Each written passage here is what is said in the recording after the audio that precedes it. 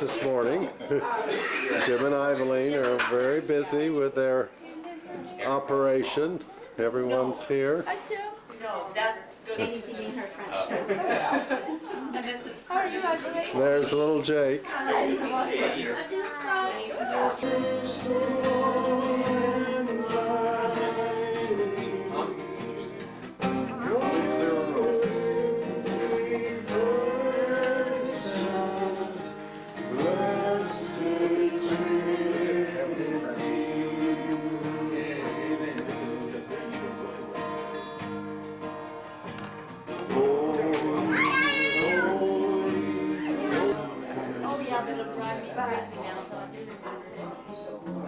Dry and dusty is the day. yeah, they say if you don't think of it right Dry away, and dusty, you're not going to. but as the summer sun shone out, I want to be with someone to take my pictures.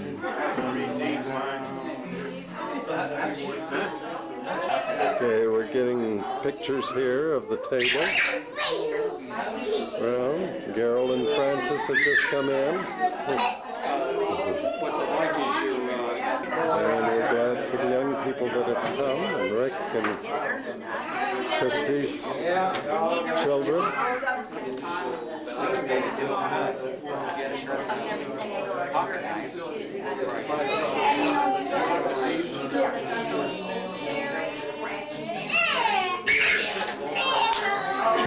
I have a camera. Andy and Monica.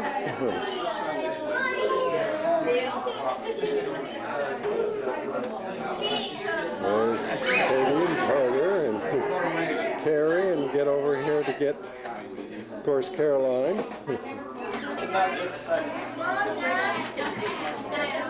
Now have your attention a moment. Eveline's going to go over with us what we want to do with pictures first, and then we'll get started. Go ahead and say it again. Tom's idea was that we would get a It's a great family of Jim and Eveline's. I just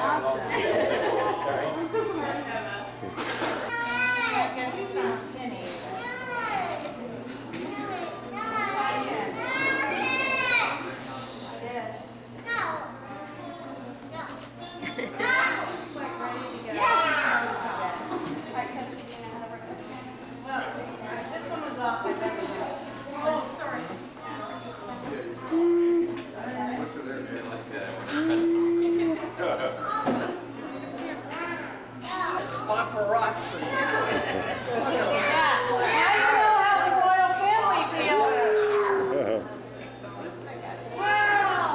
See red lights, green lights. and I'm beginning to see lights. There we go. Now I know what some of those people feel like. They have homes like Okay, one more time.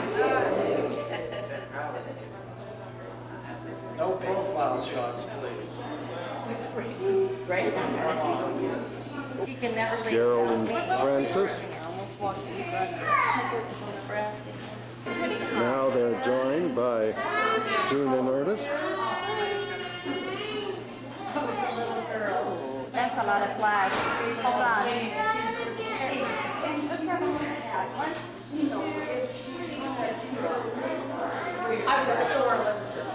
One more, real quick. Look at me. Tributes, and I want to start. We'll start with Jeanette, maybe. Let her introduce her family. Oh, introduce myself. Just to introduce your family and tell us a little bit about where you are and what you're doing, and just spend a little bit of time on that right now, and then we'll go around the room and introduce the rest of our family. Okay, this is my husband, Tom. Stand up. This is my husband, Tom. Over here at this table is my son-in-law, Peter, and Sylvia, my daughter, standing up there. Her daughter, Dusty, which is my granddaughter, is sitting down there with little Jeffrey, which is our great-grandson.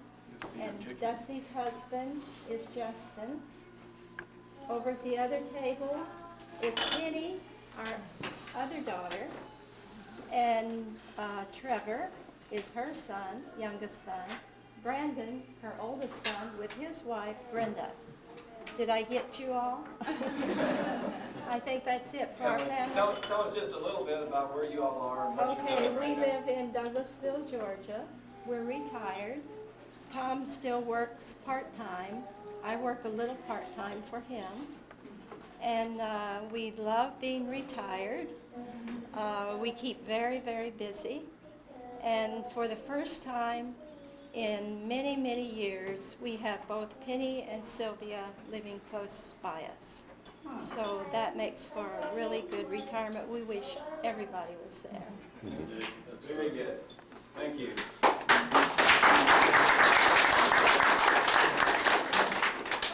Just kind of going around the room, Bob, if you could, you've got a big family back there in the back corner. You can Yeah, introduce we're kind them. of scattered out here. I'm Bob Mullikin, and this is my wife, Leon. We're both retired. We're from the Kansas City area, Shawnee, Kansas. And we spend our spare time sometimes babysitting our grandchildren, and also once in a while our great-grandchild is one of them right here. I'm going to let each one of them introduce themselves and tell you a little bit about themselves. Okay, we'll start here with Ashley, I guess. That's my granddaughter, Ashley. Ashley Jenkins now. I was recently married and I have my little guy Anthony. And this is Reese. And I stay at home with the kids and John works and that's pretty much my life. So, the kids. Go ahead. I'm Christy. I'm Jan and Bob's son. And this is my son. She has to change.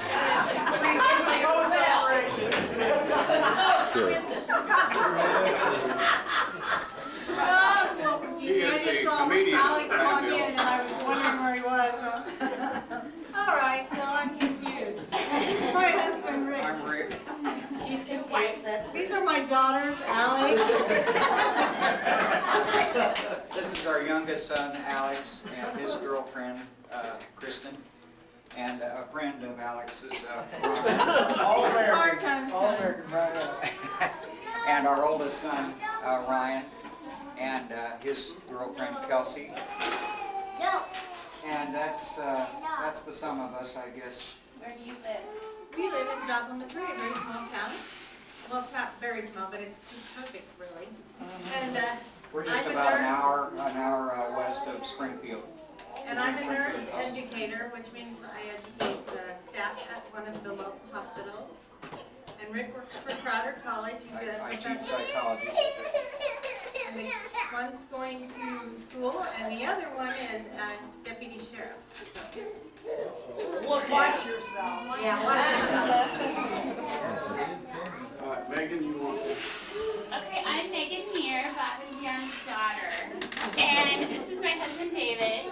And this is Natalie, she's 3 years old. And this is Zachary Meir, and he is 5 years old, almost 6.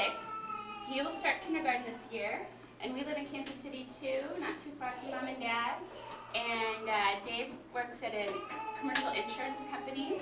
And I'm a PR consultant out of my house.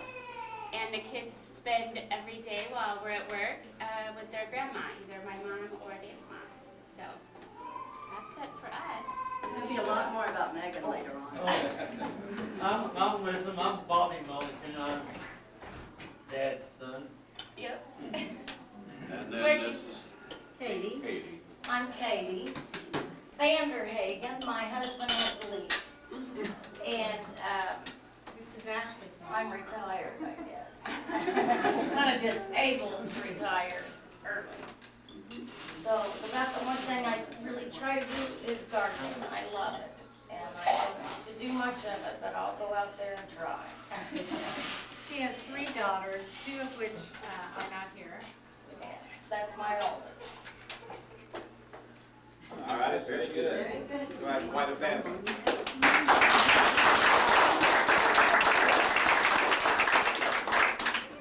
Elaine?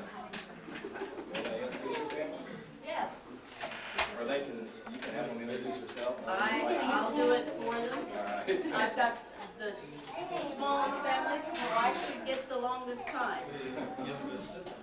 And I'm the youngest. I have one daughter, Tammy, her husband Nathan Johnson. They are from Brunswick, Maine, which is way too far away.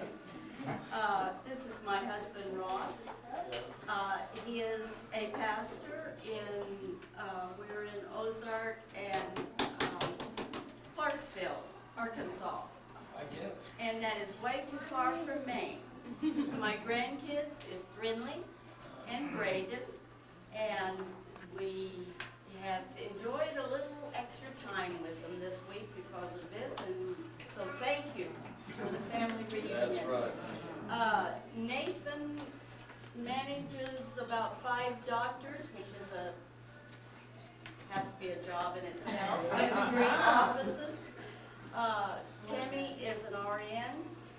She is not working full-time right now. In fact, she does some auditing of files at the hospital where she can go in anytime she wants to and do that.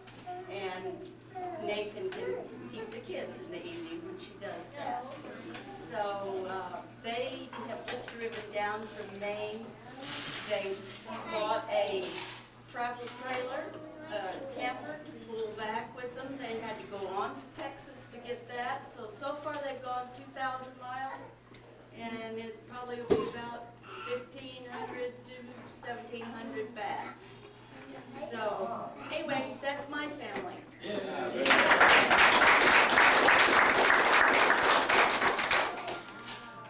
I am Jim Mullikin. I'm the second youngest, and I'd like to introduce my family. This is my wife, Eveline. This is my daughter, Monica, and her son, my little grandson. He's my youngest grandson, Jake, and this is my son-in-law, Andy. This is my son, Kerry, and his wife, Caroline. And this is my oldest grandson.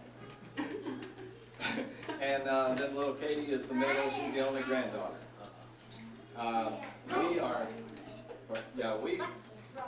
As far away as Maine is, we came a little further. We're currently in Redlands, California. I'm accounting director and controller at the White Hour there in California. Eveline works at the church right next door.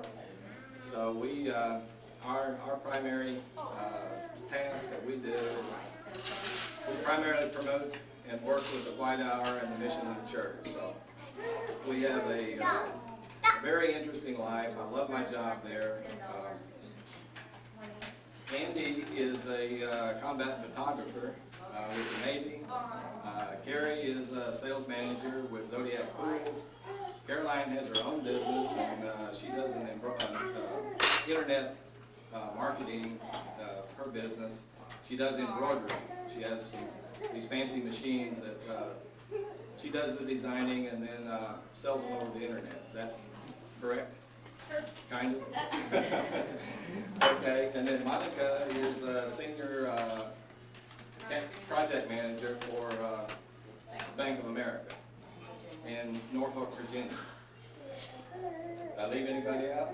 No, but he didn't tell you that our grandchildren are about 2,500 to 3,000 miles away.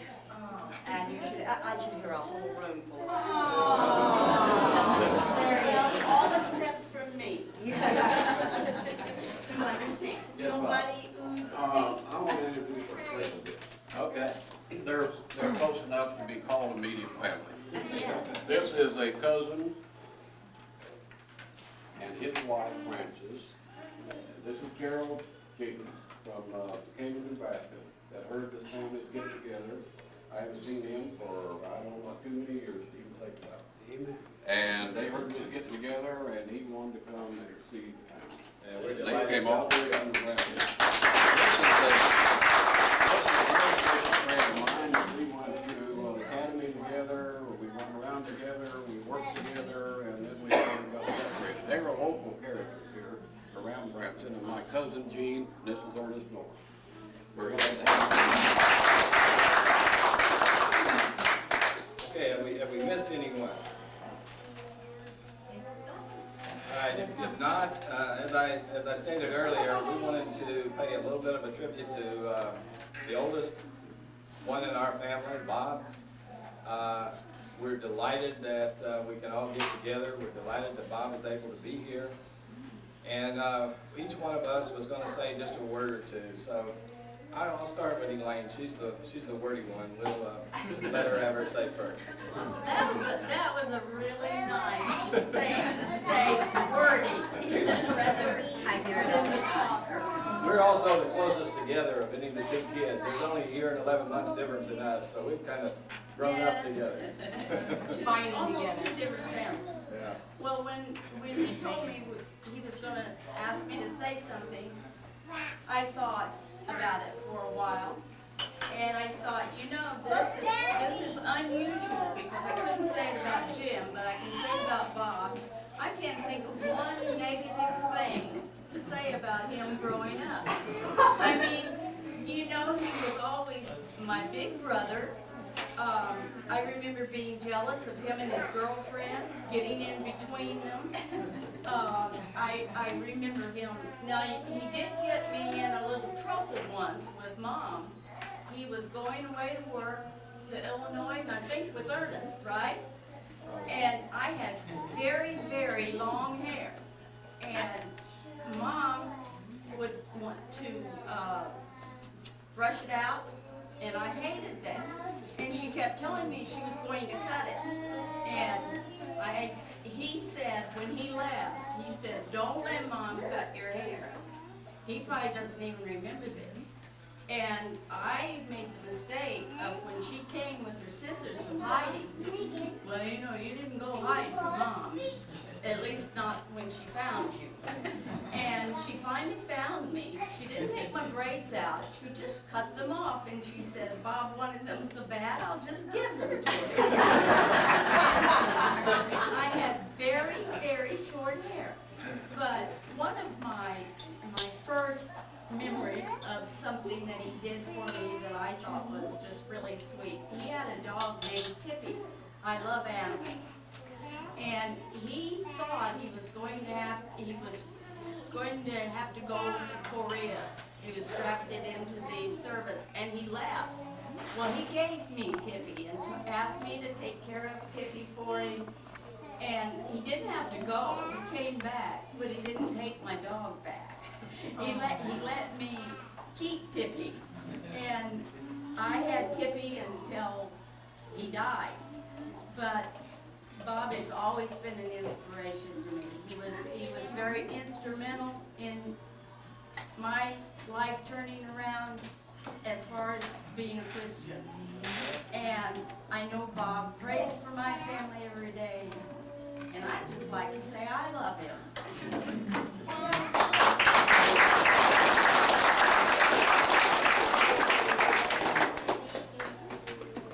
Well, I have similar memories of Bob. Elaine and I were both several years younger. Mom and Dad kind of had two families. They had Jeanette and Joanne. My sister was no longer with us. She was killed in a car accident. And Bob, they were the older three. And then there was 7 years difference between Jeanette and I, and Elaine and I came along. So Bob was gone from home by the time I remember a whole lot, but I do remember a lot of things that Bob's done for me since then. And I never needed any help in anything that he wasn't there. Whether it was I needed a small loan to carry me through, he always was there to do that. If I needed somebody to talk to, he was always there for that. So I'm like Elaine, I'd just like to say thank you and that we love you.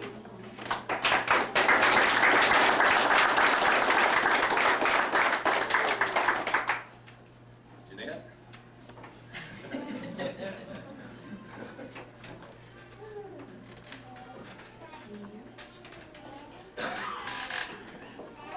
Well, Bob and I are part of the responsible family. They were from a different world. But Bob and I were always very responsible. And I would just like to first of all say how much I wish that Mom and Dad could be here today. And Joanne also. That would make our family complete. If Mom were here, she could tell you some really good stories about Mom. However, I do remember one story she told me. I think he was about 1.5 or 2 years old. She had fixed him breakfast, and she had oatmeal. Put him in his high chair, fixed his oatmeal, put on the cream, milk, and sugar, and Bob took one look at it and knocked it clear across the room. And I said, well, why would he do that? And she said, well, I got it out of order. It was supposed to be milk, cream, and sugar. And she said that sugar had to be on top. So I'm sure that maybe Bob doesn't even remember that. He was too low, but I bet you've heard the story. When we were growing up, I always thought he was an awesome brother. He always looked out for Joanne and I at school. And when he got a little older and got his driver's license, he actually used to take us with him on Saturday nights. And we would go to basketball games, and he had a date with him. So we thought this was pretty cool to have a brother that would take us with him. One of my first remembrances, I think I was about 5, and maybe he was about 10 or 11. He had a dog named Old Ginger. And one night, he was out calling Old Ginger. Called him and called him and called him, and he didn't come. Well, it grew kind of dark, and he was still calling him. So I can still see Dad coming out of the house, slowly going over there. And he had to explain the situation to Bob. What had happened, Old Ginger had gotten into some sheep, our neighbor's sheep, and he'd killed some sheep. Well, it was kind of an unwritten law in our neighborhood that if your dog got into sheep, you had to destroy the dog.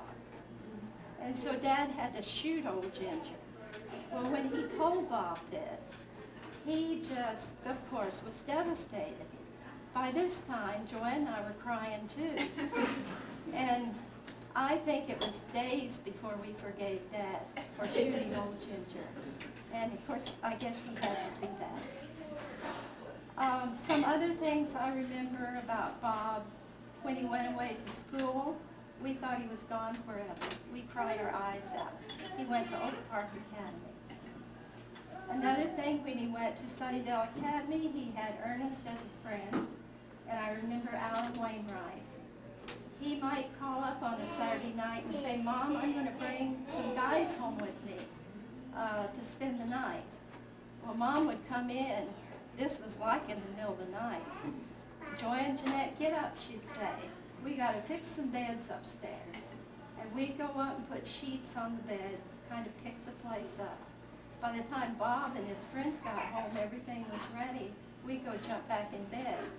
I'm not sure to this day he knows how those beds got made. But that was us. I just want to say that Bob has always been someone that I've looked up to. There's, I think, about 6 years difference in our age. So we were kind of a different generation than Jiminy Lane. We've always visited back and forth. Ever since he and Dion got married, we have visited at each other's homes. We've had so many good times. We have been sightseeing all over the place. Kansas City. We've been sightseeing in Texas. Sightseeing in Washington, D.C. We've seen all kinds of stuff there. I couldn't forget Williamsburg. That was a Christmas we will never forget. We planned this for months. We had tickets to musicals. We had that day planned. When we went to Williamsburg, as we got closer and closer, it got icier and icier.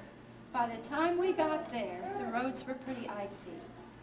When we went in to check into our motel, they said, Williamsburg is closed down.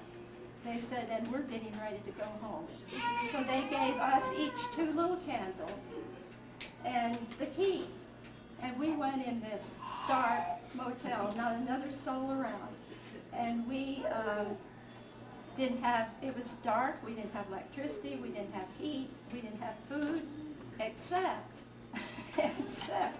we had a little emergency lunch that I had fixed the night before, much against everybody's advice. They said, no, we'll stop and eat, don't fix a lunch. But somehow I went ahead and fixed that lunch. And that's what we lived on. That night we ate supper, we ate breakfast out of it. The next morning it was beautiful. It was like a fairy wonderland, but not a soul there, just us. We walked around, and this was Christmas Day, and we laughed and joked about this all the way home, that this would be one Christmas we would never forget. The other Christmases, wonderful as they were, would all run in together, but we would never forget that Christmas. So we've had some wonderful times through the years, and I look forward to many more wonderful times together. And I too, as the others, want you to know, Bob, that we love you and we love your wonderful family.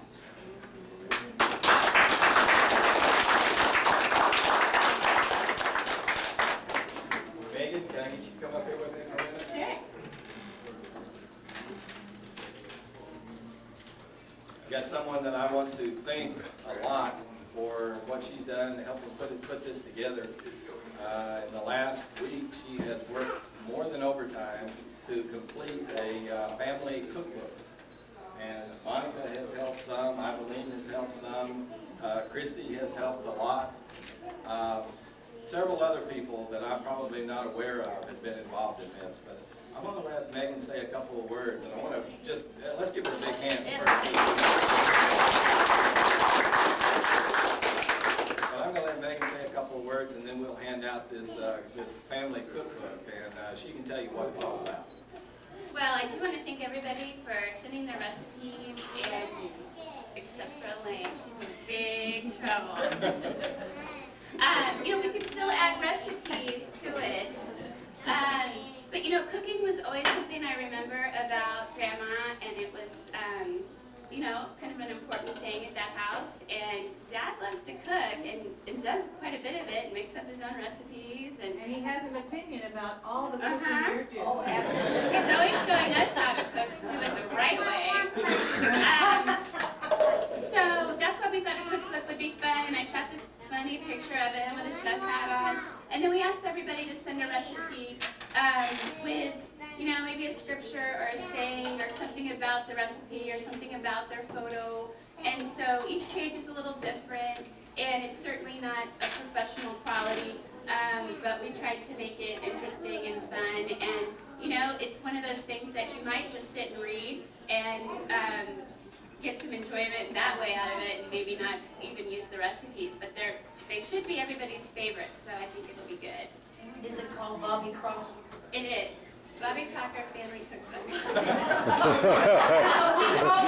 call it Bobby Crocker. So then I also wrote this article for Dad 7 years ago, and I wasn't going to read it, but I thought maybe I would if it's not very long. So I'll try to speak up. This was when I lived in Arizona, and I wrote this for Father's Day, and my idea was I wanted to surprise him. I wanted him to open up the newspaper and see this article about him. And that didn't happen exactly. I had a friend call me in Lawrence and say, your article ran.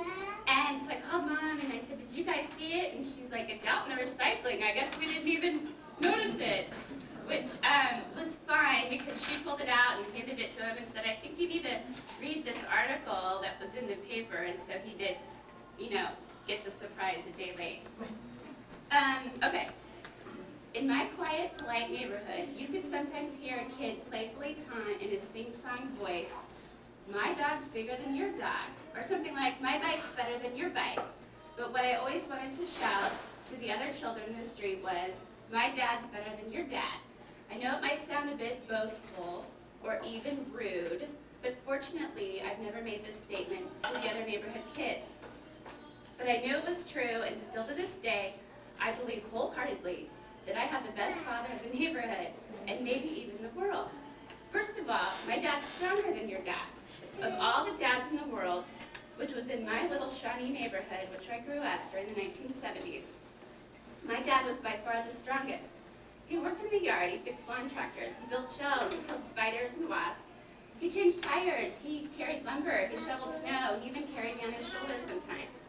The other dads were too busy to work around the house, or they simply would hire someone to do it while they played golf or went out with the guys. Now, I don't remember a day when my dad was the strongest athlete in the neighborhood.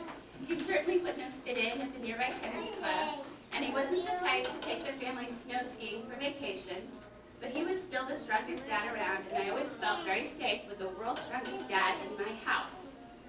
My dad's smarter than your dad. I was absolutely confident about. Not only was he the smartest dad in the neighborhood, but he almost knew everything. He told me so. And what I didn't know, what he didn't know, I knew the rest. Not one other dad on my street could make a whistle out of a shaven tree branch, or a slingshot out of an old sneaker tongue, or a cow-shaped kite created from an old sheep, or a dollhouse fit for a queen.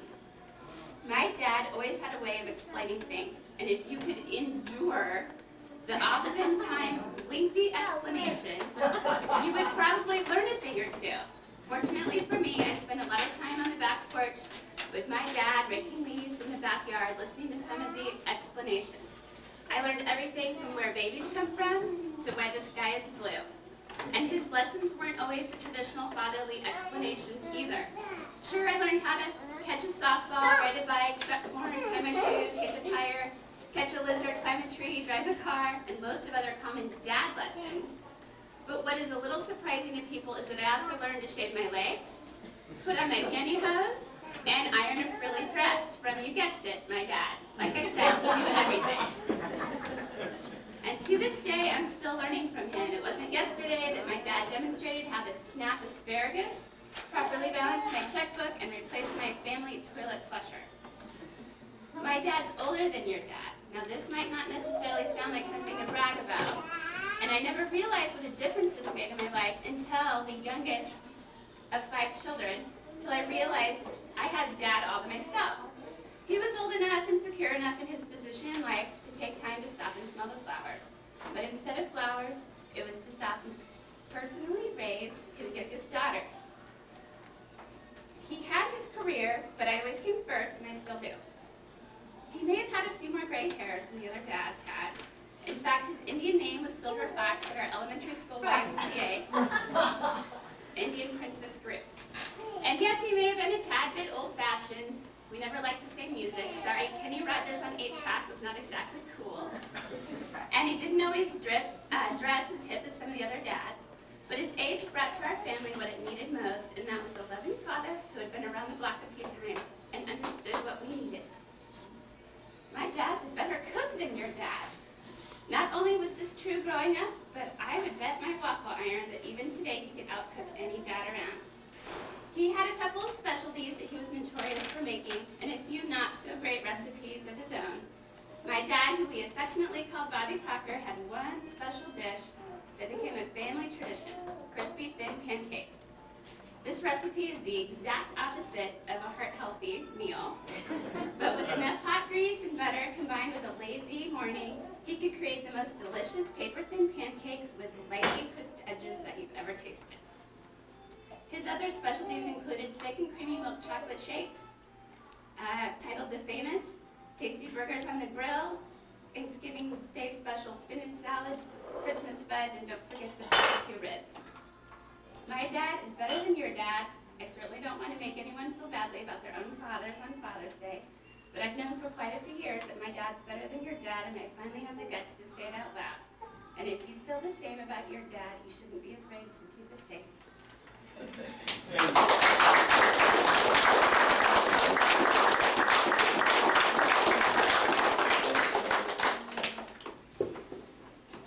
Is there any other of the other children or anyone else that would like to say anything to Bob or about Bob or at this time?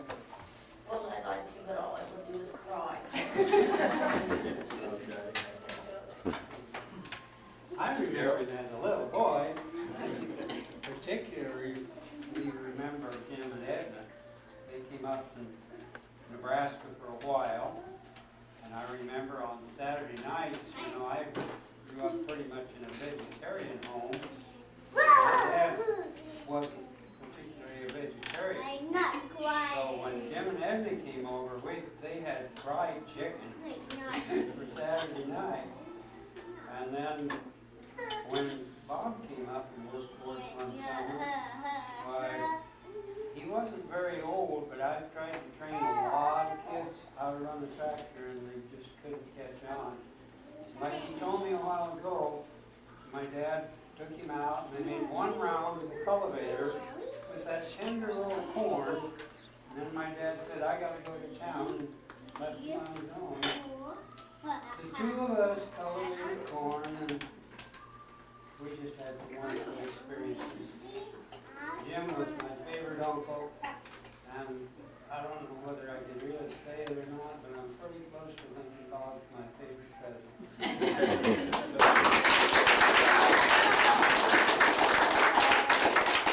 Yes, sir. I gotta tell you a couple Now, things Ernest about has a good story. Bob. I can tell everything I know. His first job, when he came to Kansas, when I was in construction, there wasn't an opening in the construction yard.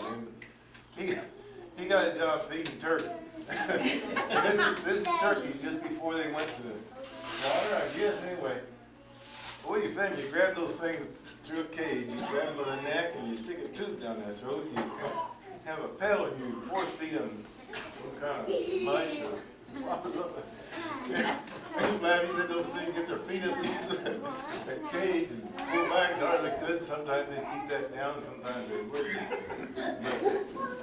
But I gotta tell you, one time when we were in Illinois, we built grain elevators, and we had topped one out. We were on top. This was in the late fall or winter time. It was cold, and we had 55-gallon drums sitting on concrete blocks, and we built fire and threw the wood scraps and things.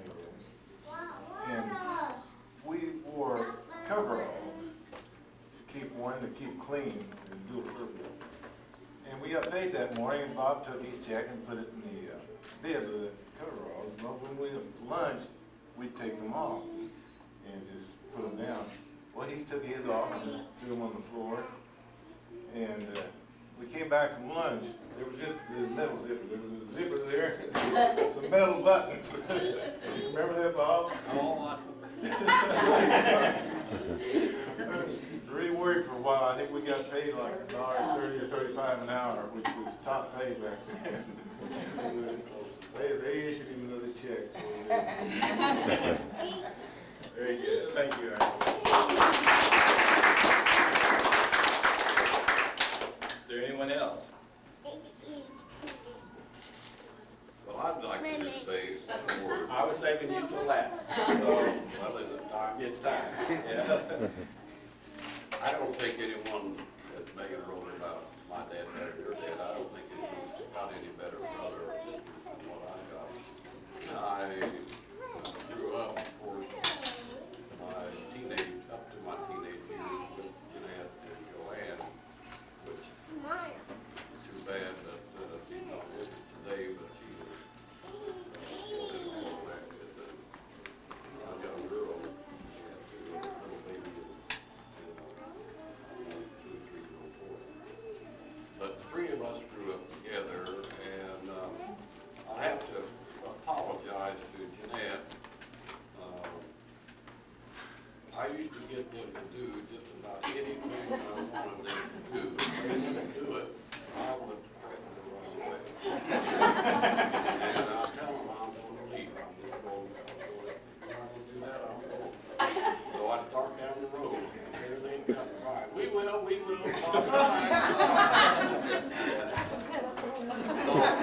So, neighbor didn't do it. But we grew up together, and then when Jimmy came along, I was a teenager, and I thought he was about the greatest little baby there was. And we used to play one little story on Jim that I remember. You know, he was talking about the dog. We got him. It was his dog, a little about a half terrier and a half bulldog, and had a little punchy nose, called it Punch. And Jim was a baby, he could set up, but he could punch, get out a little ways, and then he'd just reach out to the tail, and he'd pull it back. And I remember him doing that, and we later used the dog become a great mother. He's a good bulldog.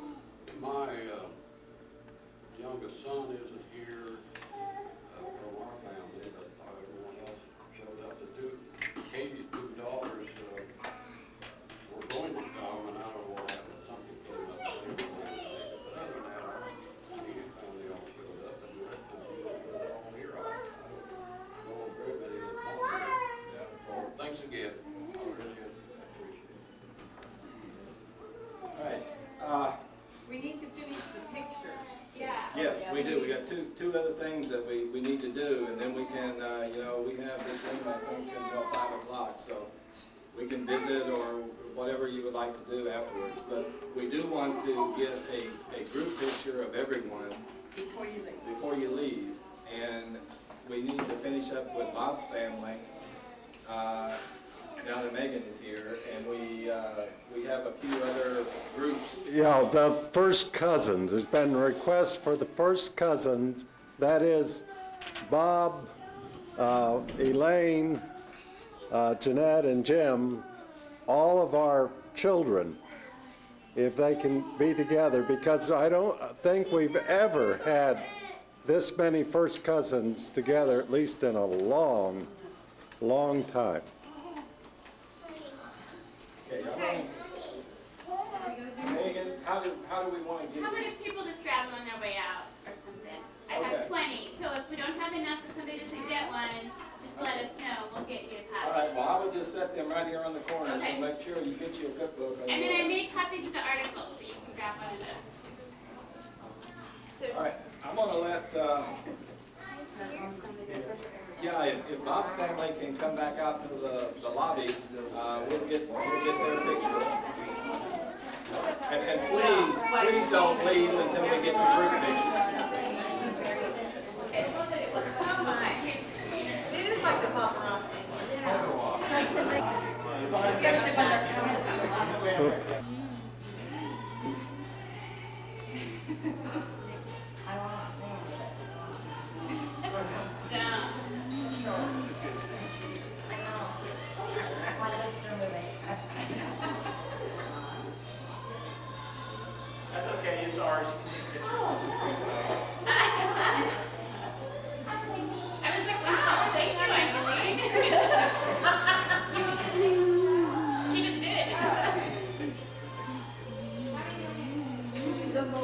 Hey, smiling now? Somebody say something so the video.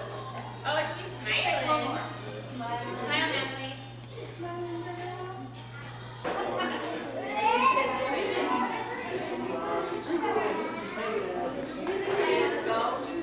Yeah, I think I've got two. Okay, I guess we don't forget it. You've got to be in the, Cameras they've never seen.